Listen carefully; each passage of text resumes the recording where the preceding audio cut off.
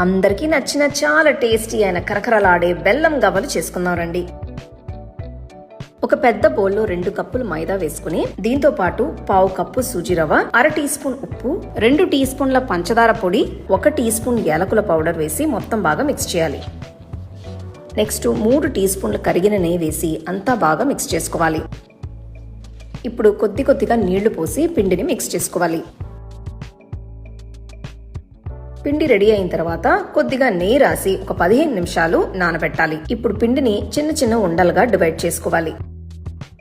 ఒక చిన్న ఉండని తీసి గవ్వల చెక్క మీద పెట్టి లైట్ గా ప్రెస్ చేస్తే మనకు షేప్ వస్తుంది.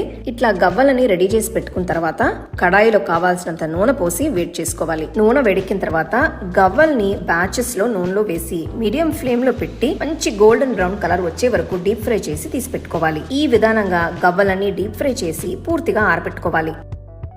బెల్లం పాకానికి పాన్ లో 1/2 కప్ అంత తురిమిన బెల్లం, నీళ్లు పోసి బెల్లం పూర్తిగా కరిగిన తర్వాత దీంట్లో 1 టీ స్పూన్ నెయ్యి వేసి మొత్తం మిక్స్ చేయాలి.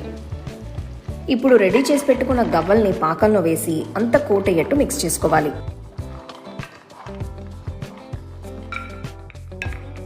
బ్రహ్మాండమైన బెల్లం గవ్వలు